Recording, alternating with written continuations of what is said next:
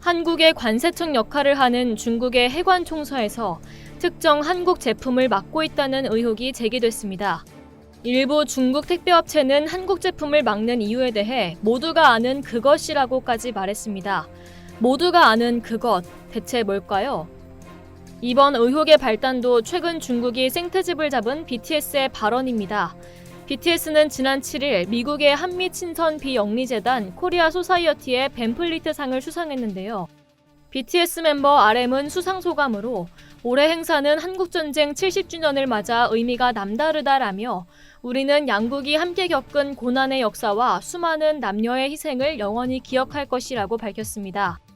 이에 대해 중국 누리꾼은 양국이라는 표현을 지적하며 한국전쟁 당시 중국 군인들의 고귀한 희생을 무시한 것이라고 반발했습니다. 사태가 악화되자 중국 외교부는 양국은 우호관계를 도모해야 한다며 진화에 나섰습니다. 하지만 불씨는 꺼지지 않았습니다. 지난 18일과 19일 중국 대형 택배업체 위엔퉁과 윈다, 중퉁 모두 BTS 관련 제품 운송을 중단하겠다고 밝힌 것입니다.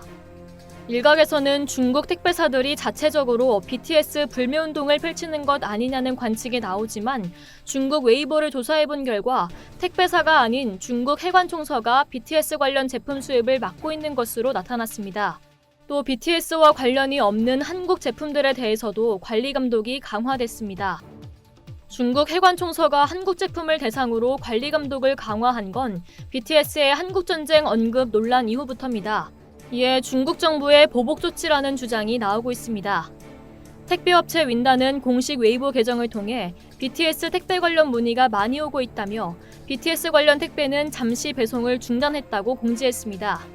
이들은 배송 중지 사유에 대해 원인은 우리가 모두 아는 그것이라고만 설명했습니다.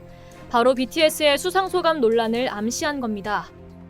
또 중국 누리꾼들이 또 다른 중국 대형 택배업체 위엔퉁과 중퉁에 문의한 결과 이 두 택배사는 우리가 자체적으로 거부하는 것이 아니라 해관총서에서 BTS 제품을 받지 않는다고 해명했습니다. 그렇다면 중국인들이 갑자기 6.25 전쟁과 관련된 발언에 민감하게 반응하는 이유는 무엇일까요? 최근 중국 국영중앙TV는 애국심 고취를 위해 황금 시간대에 6.25 전쟁과 관련된 프로그램을 방영하고 나섰습니다. 평화를 위하여라는 제목의 다큐멘터리는 지난 18일부터 CCTV 채널1에서 매일 오후 8시부터 2회씩 방영 중입니다. 다큐멘터리는 총 6회 분량입니다. 중국은 6.25를 항미원조 전쟁이라고 부릅니다. 미국에 맞서 조선을 도운 전쟁이라는 뜻이죠.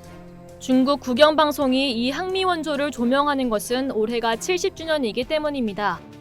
최근 미중 갈등이 고조되는 가운데 세계 최강 미국과 싸운 6.25 전쟁을 다시 띄움으로써 애국심과 민족적 자긍심을 고취시키려는 것으로 해석됩니다. 논란 속에서도 중국판 유튜브로 불리는 빌리빌리 사이트에는 지난 10일부터 11일 양일간 위버스를 통해 생중계된 BTS의 온라인 콘서트 전체 영상이 불법으로 유통되고 있는 것으로 알려졌습니다. 이상 열두튜브였습니다.